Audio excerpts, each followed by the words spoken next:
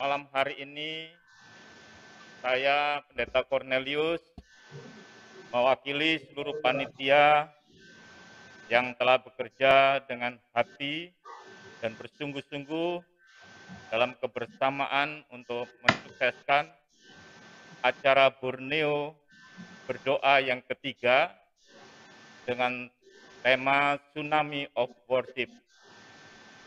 Kami panitia mengucapkan terima kasih atas segala peran serta respon atas undangan yang telah kami berikan, sehingga pada malam hari ini kita bersama-sama ada di ruang Zoom untuk menerima berkat dari para pembicara yang terhebat yang telah dipilih oleh Tuhan untuk memberkati Borneo dan seluruh Indonesia serta dunia. Kami panitia juga mengucapkan terima kasih atas semua waktu yang diberikan oleh para pembicara dan teristimewa kepada Bapak Teras Narang sebagai Presiden Dayak pada yang pertama, periode pertama, dan juga para pembicara yang lain, Bapak Pendeta Insinyur Niko Nyotoraharjo, dan seluruh yang telah berpartisipasi untuk mensukseskan acara ini. Kami panitia memberikan penghargaan setinggi-tingginya dan ucapan terima kasih. Dan kiranya apabila dalam pelaksanaan ini ada kendala-kendala teknis dan sesuatu hal yang tidak berkenan, kami mewakili panitia memohon maaf yang sebesar-besarnya. Dan kita bersama-sama berdoa untuk Borneo menjadi alat kemuliaan Tuhan bagi dunia. Tuhan memberkati acara ini dari awal sampai pada akhirnya. Dalam nama Tuhan Yesus, Tuhan memberkati kita semua. Shalom. Puji Tuhan, kita sungguh diberkati apa yang disampaikan oleh Pastor Rick Riding. Sebuah nubuatan profetik yang begitu luar biasa buat kita semua yang ada di Borneo. Mari kita bersatu di dalam doa, saudara. Oh, Rabasyata Kaya Rabasyanda Rabakaya Ralabaya Syakaya Ralaba. Oh, Rabata Kaya Ralabaya Shikara Rabasyata Kaya Ralabaya Ralaba. Ini musim tuaian besar. Ini musim panen raya. Ini musim di mana setiap orang-orang yang ada di Borneo, gereja-gereja yang ada di Borneo, sedang memegang kunci untuk membuka pintu yang tertutup berabad-abad selama ini. Kami katakan, angkatlah kepalamu hai pintu-pintu gerbang, dan terangkatlah kamu hai pintu-pintu yang berabad-abad, supaya masuk Raja kemuliaan. Tuaian besar terjadi atas Borneo. Kiramata kaya shikara lalaba. Kami percaya Tuhan Yesus, pada hari ini kami menerima pesan dari hamba-Mu, dari Pastor Rick Riding, bahwa kami sinar-sinar terang-terang kecil ini akan bersatu di Borneo dan akan menghasilkan terang yang besar, akan membawa lawatan Tuhan yang besar atas Borneo. Setiap mata yang buta akan Injil, setiap mata yang buta akan kebenaran. Mereka akan melihat terang Tuhan di dalam nama Yesus. Gereja Tuhan di Borneo bersatu. Gereja Tuhan di Borneo dengan unity untuk melahirkan para pendoa-pendoa, melahirkan para penyembah-penyembah, melahirkan para pemuji-pemuji yang akan diutus dari Borneo sampai kepada bangsa-bangsa, sampai kepada Yerusalem. Di dalam nama Yesus, kami berdoa untuk Indonesia, untuk Malaysia, untuk Brunei. Ini musimmu hari ini, musim tuaian, musim lawatan Tuhan di dalam nama Yesus. Dan kami bersatu dari tempat ini merobohkan setiap roh agamawi yang sudah dibangun bertahun-tahun oleh iblis. Kami membuka pintu gerbang yang tertutup itu dan menutup setiap tipu muslihat iblis. Di dalam nama Yesus, gelombang penyembahan terjadi, gelombang penyembahan terjadi. Tsunami of worship sedang melanda Borneo. Borneo yang baru, Borneo yang sedang menuai. Borneo tidak akan pernah menjadi sama lagi. Saat ini kami berdoa Tuhan Yesus, bahwa terang ini terus bergerak, terang ini terus bergerak, lawatanmu terus bergerak. Dari tanah Borneo, dari 3 negara ini, boleh bersatu hari ini, berdoa bersama-sama, meminta lawatanmu atas tanah ini di dalam nama Yesus. Kami percaya Tuhan Yesus, hamba-hamba Tuhan, gereja-gereja Tuhan akan mengalami atmosfer yang baru di tanah Borneo ini. Akan mengalami lawatan Tuhan. Akan ada satu musim yang baru yang belum pernah ada selama ini. Dan kami akan lihat bahwa anak-anak dari tanah Borneo akan keluar menjadi pemberita-pemberita Injil, menjadi penyembah-penyembah yang akan membawa atmosfer hadirat Allah sampai kepada bangsa-bangsa. Terima kasih Bapa. Kami terima firman-Mu. Di dalam nama Yesus kami berdoa. Haleluya. Amin. Haleluya. Shalom Bapak Ibu yang ada. Saya yakin dan percaya makin malam kita makin diberkati dengan seluruh materi yang ada yang boleh kita terima sampai hari ini. Kita mau siapkan hati kita. Kita mau fokus sebelum firman diberitakan oleh hambanya. Kita mau naikkan penyembahan kita.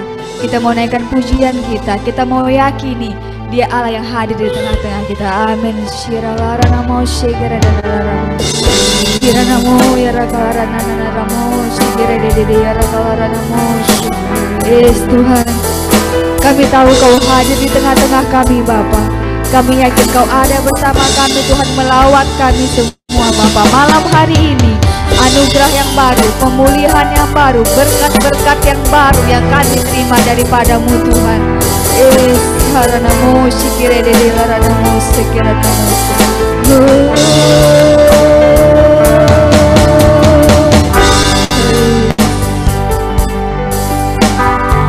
Maka itu kami mau katakan Tuhan, ku yakin Kau hadir di sini.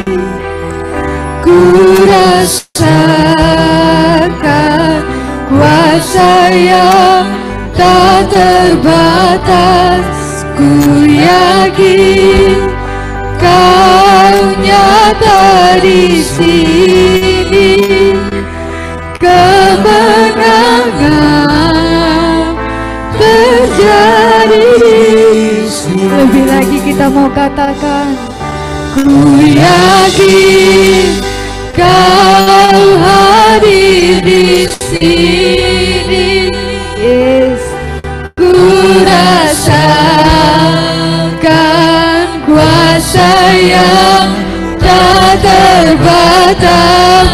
Ku yakin Kau nyata di sini.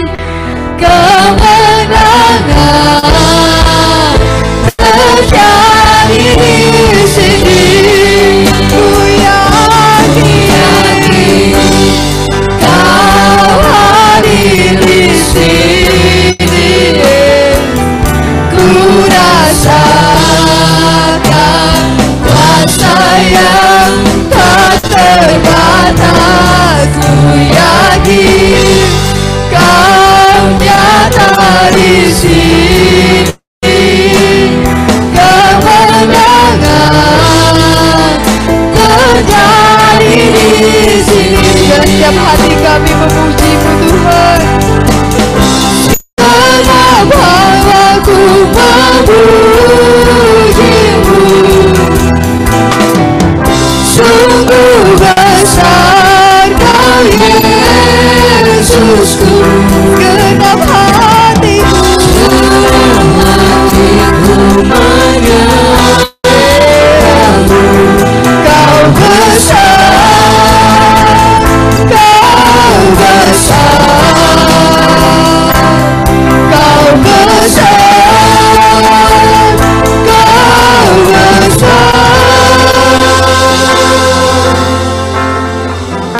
Dengan iman kami mau katakan Tuhan, yes.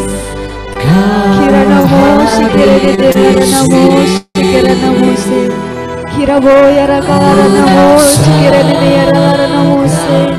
Kuasa yang tak terbatas. Kami yakin Bapa, hadir-Mu yang memulihkan kami Tuhan, hadir-Mu yang menyembuhkan hidup kami Bapa. Kemenangan terjadi di sini.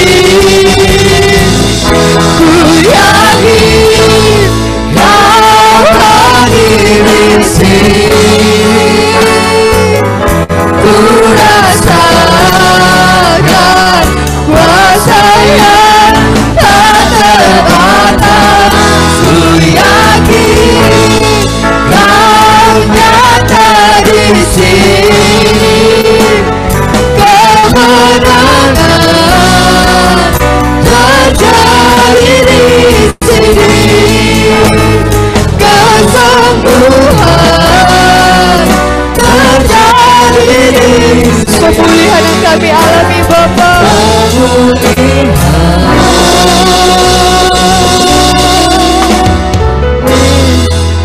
Terjadi di sini.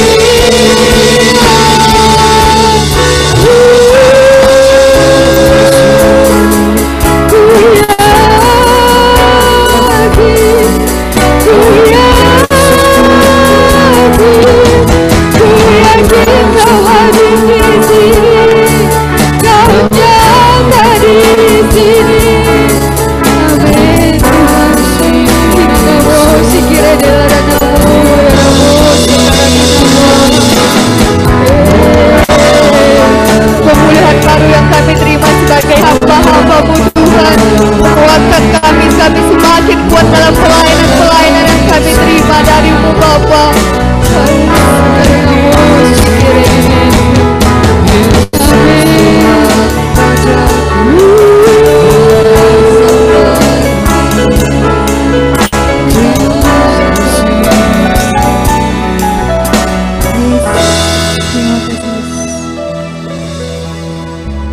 Kepada hambanya saya silakan. Shalom semuanya.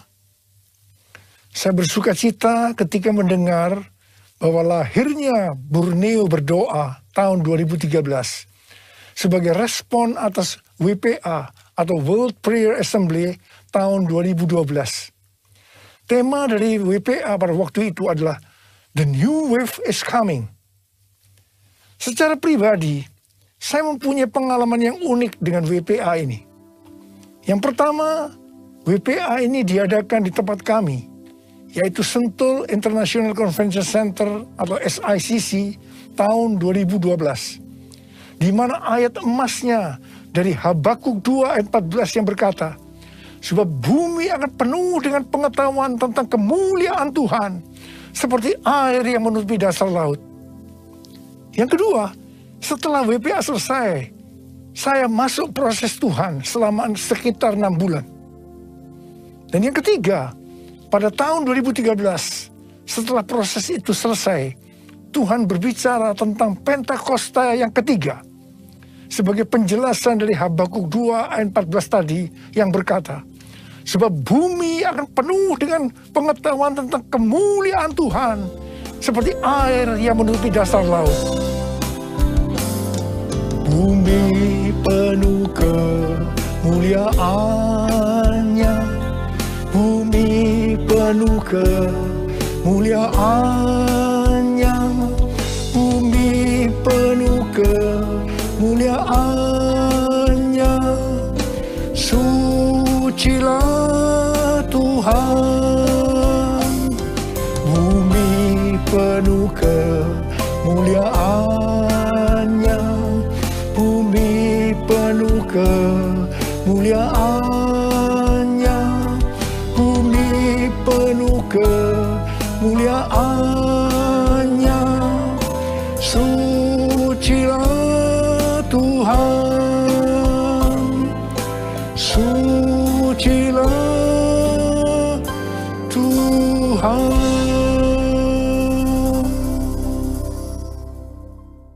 pada waktu Tuhan Yesus ditanya murid-muridnya tentang tanda kedatangannya dan tanda kesudahan dunia ini, Tuhan Yesus menjawab yang salah satunya terdapat dalam Matius 24 ayat 14 yang berkata, dan Injil kerajaan ini akan diberitakan di seluruh dunia menjadi kesaksian bagi semua bangsa. Setelah itu barulah tiba kesudahannya. Tuhan Yesus pasti datang kembali. Karena itu Tuhan Yesus memberikan amanat agung kepada kita agar kita pergi dan menjadikan semua bangsa itu murid Tuhan Yesus. Dengan disaksikan oleh murid-muridnya, Tuhan Yesus naik ke sorga. Murid-murid Tuhan Yesus dengan terheran-heran melihat Tuhan Yesus hilang dari pandangan mata karena tertutup awan. Pada waktu itu ada dua orang yang berpakaian putih, yaitu malaikat Tuhan di dekat mereka yang berkata, "Hai orang-orang Galilea, mengapa kamu berdiri melihat ke langit? Yesus ini yang terangkat ke sorga meninggalkan kamu, akan datang kembali dengan cara yang sama seperti kamu melihat dia naik ke sorga." Saya percaya, kalau yang melihat Tuhan Yesus naik ke sorga adalah murid-muridnya, maka yang akan melihat Tuhan Yesus turun dari sorga di awan-awan untuk menjemput gerejanya adalah murid-murid Tuhan Yesus. Karena itu kita harus menjadi murid Tuhan Yesus. Yang mau katakan amin? Murid Tuhan Yesus adalah mereka yang hidupnya sama seperti Kristus telah hidup. Karena mereka hidup sama seperti Kristus telah hidup, maka mereka menjadi serupa dengan gambarnya. Untuk menyelesaikan amanat agung tidak bisa dengan kekuatan sendiri. Karena itu pesan terakhir Tuhan Yesus sebelum naik ke sorga kepada murid-muridnya, yang juga berarti pesan buat kita semua, terdapat dalam Kisah Para Rasul 1 ayat 8 yang berkata, "Tetapi kamu akan menerima kuasa kalau Roh Kudus turun ke atas kamu, dan kamu akan menjadi saksiku di Yerusalem dan di seluruh Yudea dan Samaria dan sampai ke ujung bumi." Jadi untuk menyelesaikan amanat agung, kita harus menerima kuasa dari Roh Kudus yang turun ke atas kita. Setelah Tuhan Yesus naik ke sorga, maka 120 murid berkumpul di kamar loteng di Yerusalem. Mereka melakukan ini karena Tuhan Yesus yang memerintahkan agar mereka tidak meninggalkan kota Yerusalem sebelum diperlengkapi dengan kuasa dari tempat tinggi.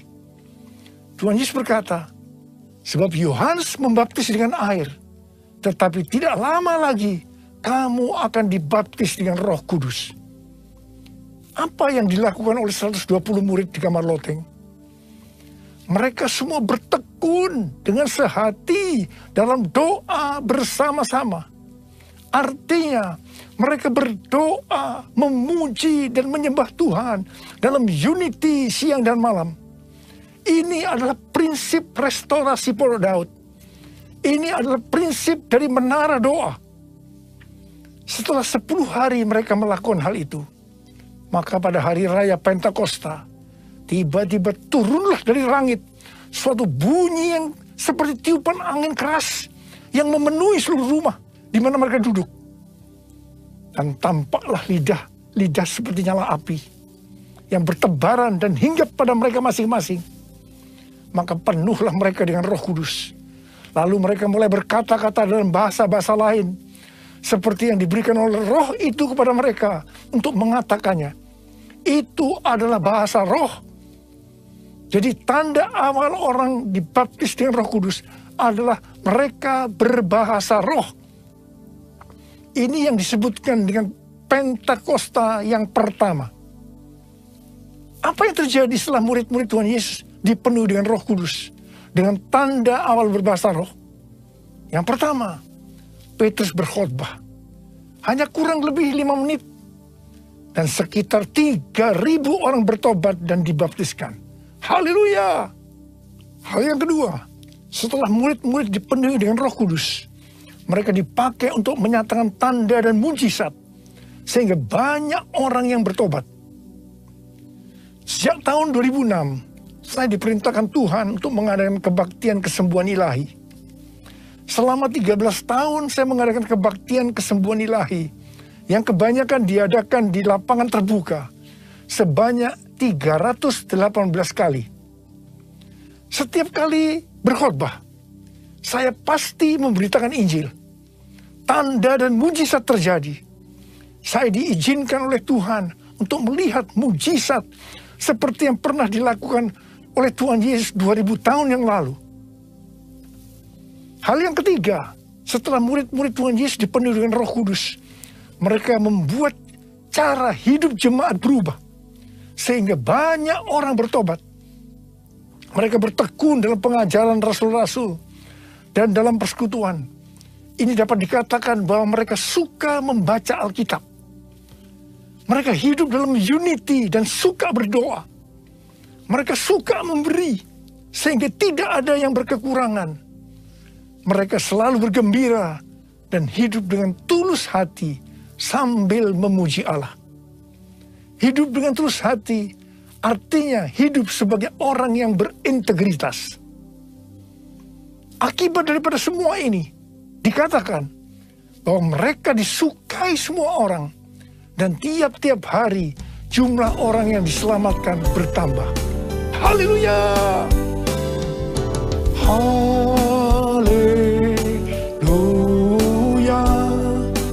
haleluya, haleluya,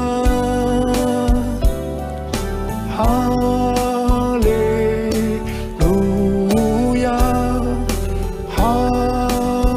haleluya,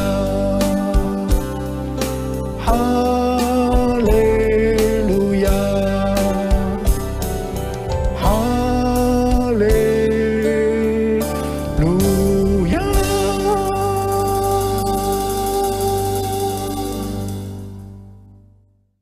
Saya percaya bahwa pada awalnya mereka menganggap bahwa pola penuaian jiwa hanya seperti itu. Mereka hidup dalam zona nyaman, biasa berkumpul dalam unity, sambil membaca Alkitab, berdoa, memuji dan menyembah Tuhan dengan sukacita. Tidak ada yang berkekurangan. Wow, siapa yang tidak mau menjadi orang percaya? Tetapi supaya penuaian jiwa bertambah besar, Tuhan izinkan proses berikutnya terjadi, yaitu terjadi aniaya yang hebat menimpa jemaat di Yerusalem. Selain rasul-rasul, mereka harus lari meninggalkan Yerusalem, pergi ke Yudea dan Samaria sambil memberitakan Injil. Mereka harus meninggalkan zona nyaman dan masuk dalam goncangan-goncangan, aniaya, penderitaan, agar penuaian jiwa bertambah besar. Ternyata pola penuaian yang seperti ini masih tetap sampai terjadi sampai hari ini.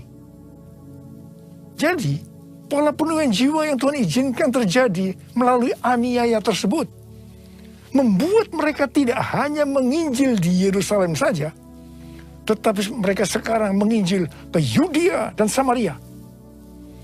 Ternyata pola penuaian seperti yang sudah disebutkan tadi itu masih belum juga cukup untuk menyelesaikan rencana Tuhan. Karena selain harus penuaian jiwa harus terjadi di Yerusalem, Yudea dan Samaria, tetapi juga harus sampai ke ujung bumi. Tuhan mempunyai cara untuk membuat penuaian jiwa sampai ke ujung bumi, yaitu dengan adanya perubahan paradigma dalam pelayanan. Selama ini pengertian keselamatan hanya untuk orang-orang Yahudi saja. Tetapi melalui peristiwa Kornelius, di mana Petrus diutus oleh Tuhan untuk mendatangi Kornelius yang bukan orang Yahudi untuk memberitakan jalan keselamatan. Perubahan paradigma dalam pelayanan ini adalah bahwa keselamatan tidak hanya untuk orang Yahudi saja, tetapi untuk semua bangsa.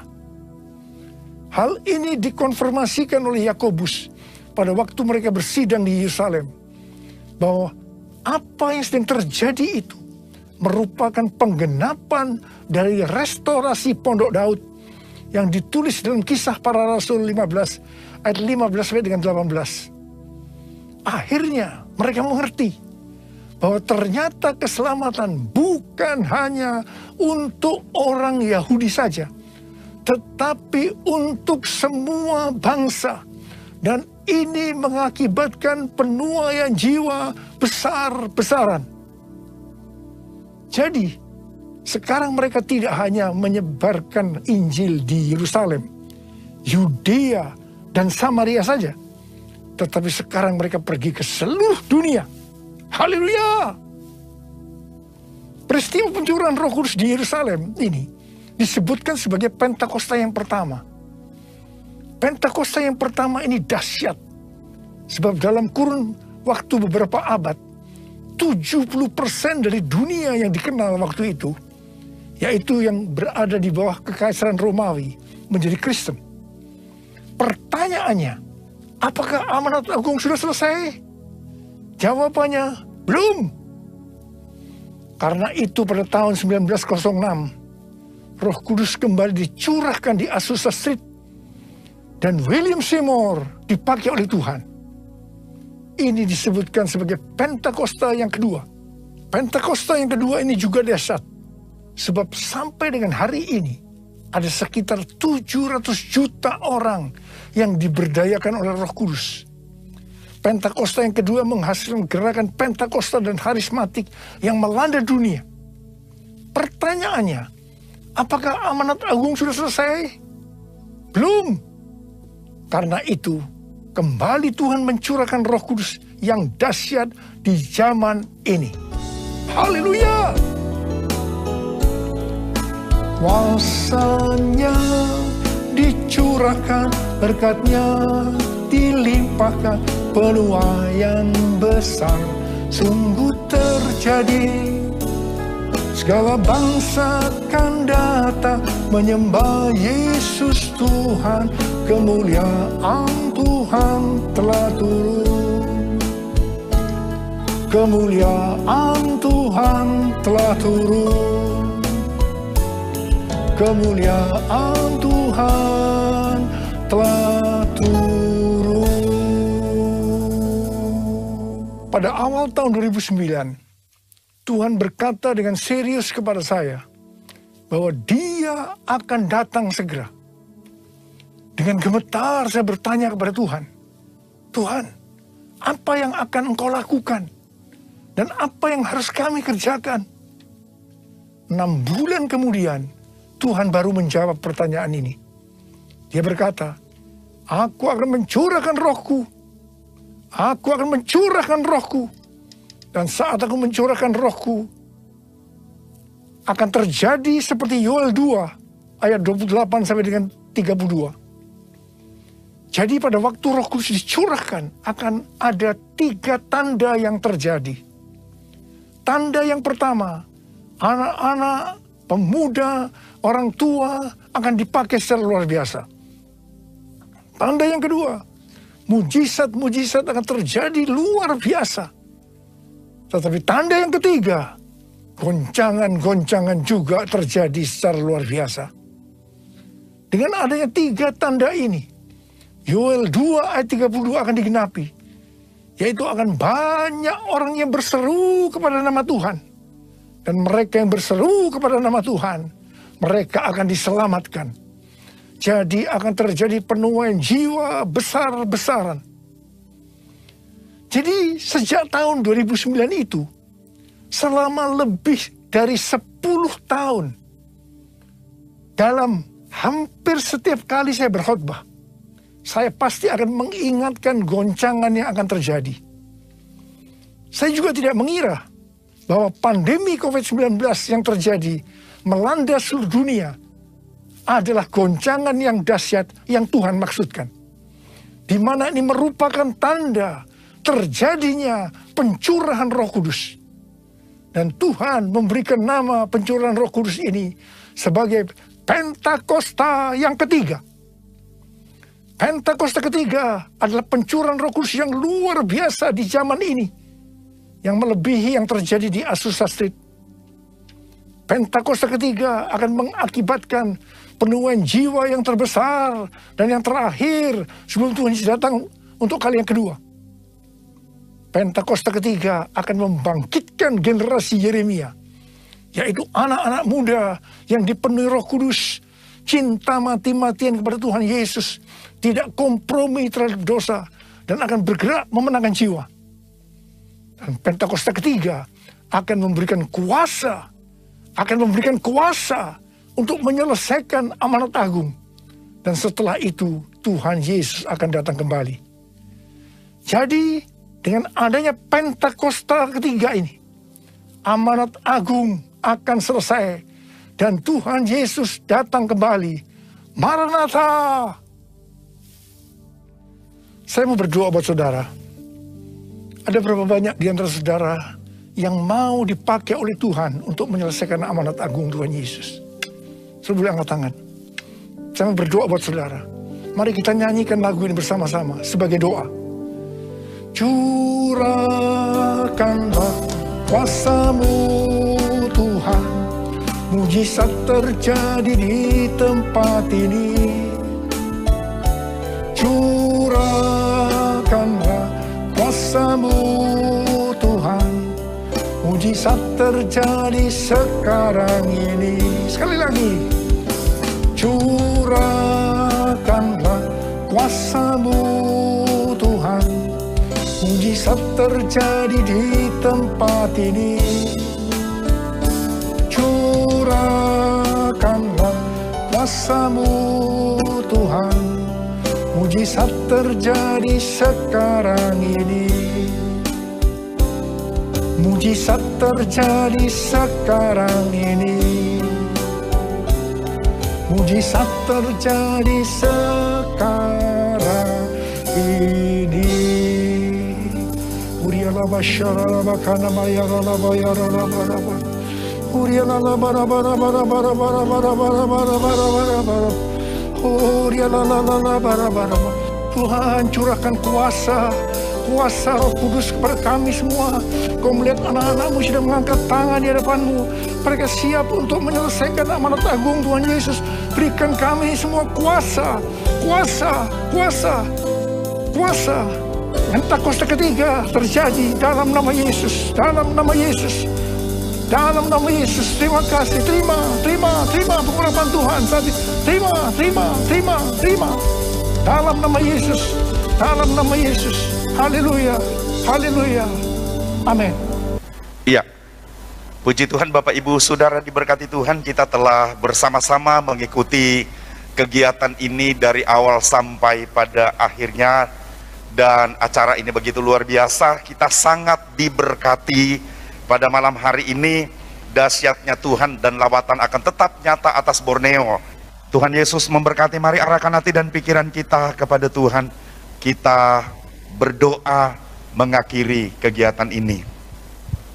Kami bersyukur malam ini untuk anugerah dan berkat yang telah Engkau berikan bagi kami atas penyertaan-Mu melalui kegiatan Borneo berdoa ketiga ini.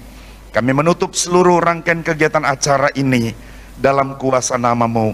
Diberkatilah Engkau pada waktu masuk, diberkatilah Engkau pada waktu keluar, diberkatilah bakul adonan-Mu, diberkatilah makanan minuman-Mu, diberkatilah rumah tangga keluarga-Mu, diberkatilah pekerjaan usaha-Mu, diberkatilah pelayanan-Mu. Maka lumbung-lumbung-Mu akan diisi penuh sampai melimpah-limpah, dan bejana pemerahan-Mu akan meluap dengan air buah anggurnya. Setiap orang yang berjumpa dengan Engkau akan menyebut dan berkata, Engkau berbahagia karena engkau takut akan Tuhan.